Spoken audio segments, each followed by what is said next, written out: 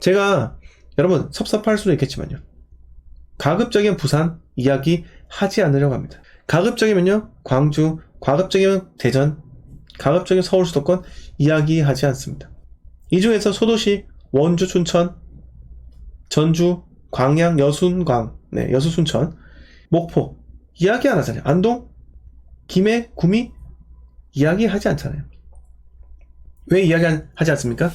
여러분 그런 소도시는요 이야기할 필요도 없고요.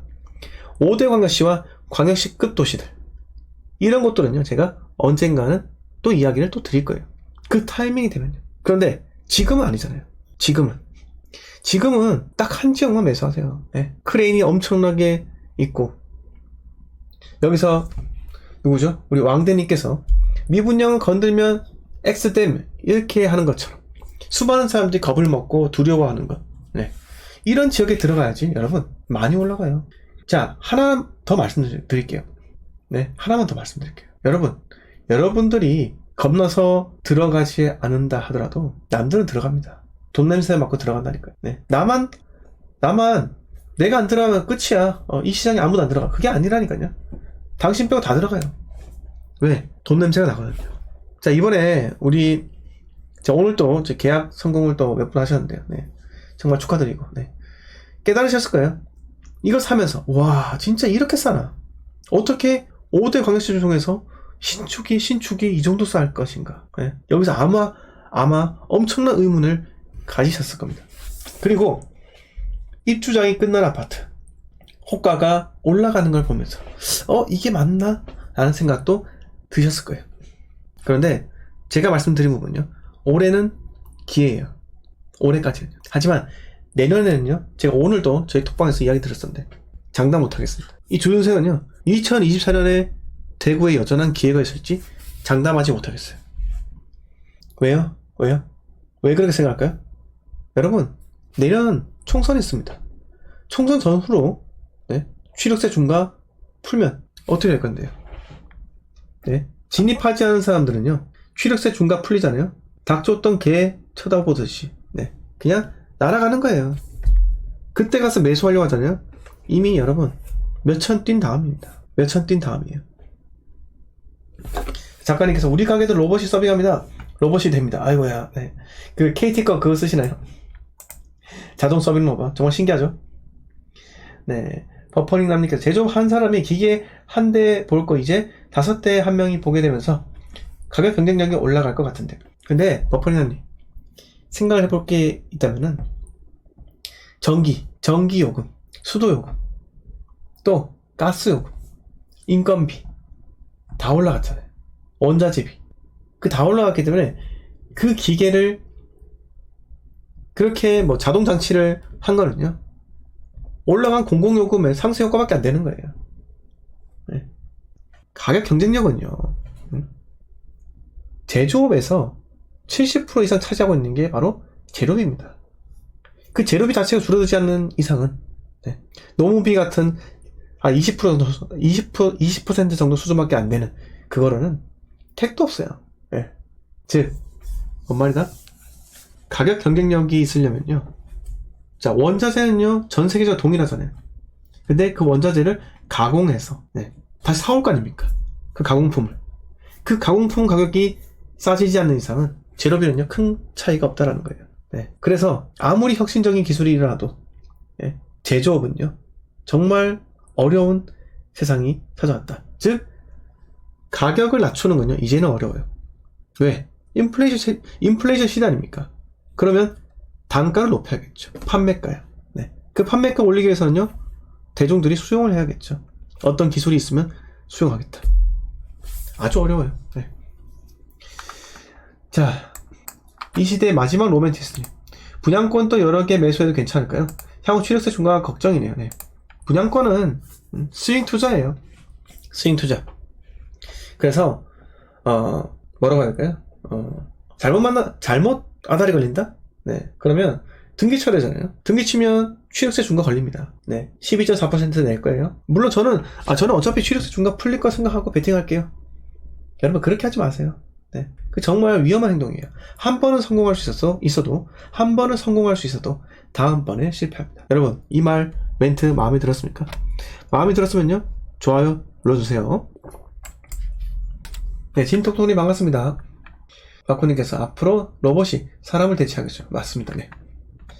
자, 동산이 반갑습니다. 네. 동산이 국내에 복귀해서 좀 더 생활이 더 윤택하십니까? 네. 해외에서 항상 고생 많으셨습니다. 네.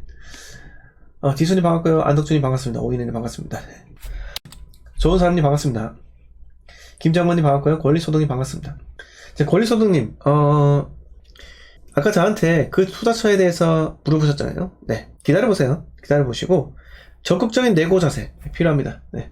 8월달 이후에 투자해도 상관없고요. 네. 구축이기 때문에 가격이 뜨는 데는 시간이 많이 걸릴 것 같습니다. 신축보다는요. 네, 동사님. 네. 귀국하니 한국이 좋은 걸 뼈저리 느낍니다. 네. 자, 저도 6년의 해외 생활, 옛날에, 지금부터 한 10여 년 전이죠. 네. 20대를 외국에서 보냈으니까요. 네. 그러니까, 제가 24세 군대 갔거든요. 24세 군대 갔는데, 군대 생활 너무 재밌더라고요. 왜? 오랫동안 외국의 타국에 있다가, 국내 귀국해서 한국말로, 네. 한국 문화, 네.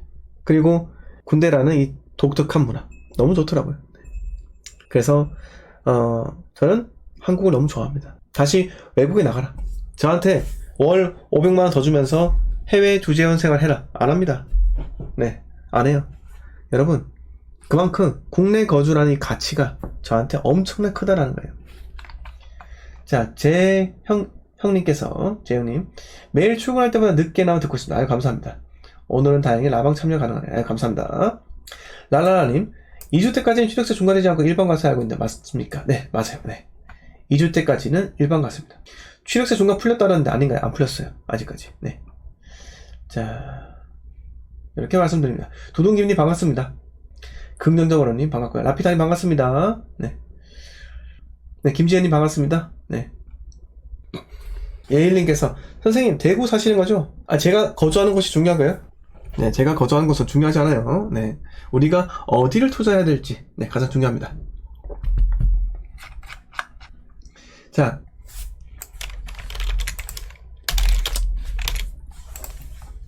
행복한 부자 아빠님께서 대전 구축 아파트 매도를 위해 부동산 약 15곳에 내놨는데 매번 가격 내고를 거절해 왔습니다. 오늘 또 내고 와서 귀찮기로 해서 500 깎아주고 가계약금 받았습니다. 다른 부동산에서 일을 알면 그동안 그리도 안 깎아주더니 결국 500이나 저렴하게 팔았냐고. 굉장히 섭섭해할 것 같아요. 팔린 건 후련한데 괜히 마음 불편하네요. 자, 부자빠님 어쩌겠습니까? 결국은 이 가격을 500을 내고 하는 건 내가 선택했지만 시장이 이 내고하는 환경을, 내고가 되는 이 환경을 만들어준 거예요.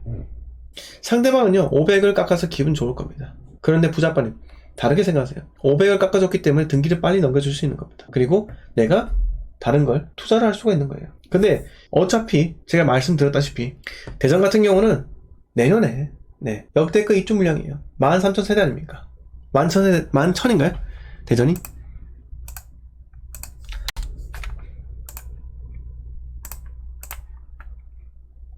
(2024년에) 11,000세대입니다. 대전에. 내년에는요 더 안 팔려요. 네. 본인이 내 포트폴리오를 정리했다고 생각하세요. 정리하는 과정 뒤에서 네. 다른 걸 무언가를 더 할 수 있는 그 기회를 내가 창출했다고 생각하세요. 그렇게 생각해야지 500 손해다 이렇게 생각하면요 정말 한도 끝도 없어요. 500을 깎아줘서 등기를 넘겼다는 건요 본인이 정말 어마어마한 남들보다 좀 더 빠른 선택을, 남들보다 좀 더 빠른 타이밍을 가져갈 수 있다는, 그렇게 좋게 생각하시라고요. 잘하셨습니다. 네. 이제 그걸 가지고 어디에 해야 합니까? 빨리 투자하세요. 잔금 언제 해요? 자, 홍지수님, 전세 사기 특별법에 대해서 여쭤보고 싶습니다. 특별법 제정됐습니까? 특별법 제정됐어요? 네. 지수님, 전세 사기 특별법, 경매를 당하면 우선 매수 청구권, 요 정도가 다입니다. 네. 또한 금리, 저금리로 빌려준다? 그런 거밖에 없는 거예요. 왜? 결국은 있잖아요. 전세 사기를 당한 사람한테 무언가를 다 해주잖아요. 또 다른 선의의 피해자가 나타날 수밖에 없는 거예요. 민법상에는요, 자, 선의의 제3자는 보호해준다라는 게 있습니다. 예를 들어서 아파트를 산 사람 있잖아요. 아파트 샀어요. 이 사람이 다음 사람한테 넘겼습니다. 근데 이 넘기는 과정이 사기를 당한 거예요. 사기를 당했습니다. 근데 넘겼는데 이 사람이 또 넘긴 거예요. 제3자한테. 어떻게 될까요? 사기가 성립되어서 이 아파트 매매 계약이 취소가 될까요? 민법 110조 사기 강박에 의한 의사표시. 민법 110조입니다. 자, 민법. 오래 걸려요. 110조. 응? 아이고, 1110조 나오네요? 여기 있네요. 민법 110조. 사기나 강박에 의한 의사표시는 취소할 수 있다. 자, 그런데 상대방이 있는 의사표시에 관하여 제3자가 사기나 강박을 행한 경우에는 상대방이 그 사실을 알았거나 알 수 있었을 경우에 한하여 그 의사표시를 취소할 수 있다.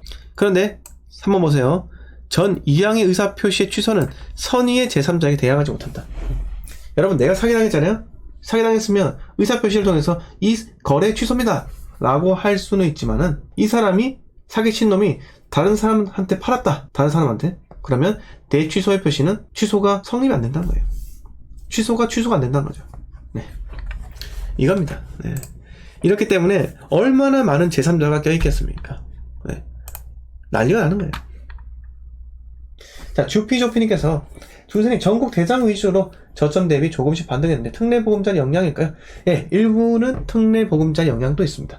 향후 앞으로 수급에 따라 상승 하락이 지역별로 사이클 다른 디커플링 장되겠죠. 뭐 그러겠죠. 사이클 서로 따로 이제 어떤 것은 올라가고 어떤 것은 내려가고 어떤 것은 지지부진하고 어떤 것은 바닥을 다지고 이렇게 다를 거기 때문에 우리는 어디에 투자해야겠습니까?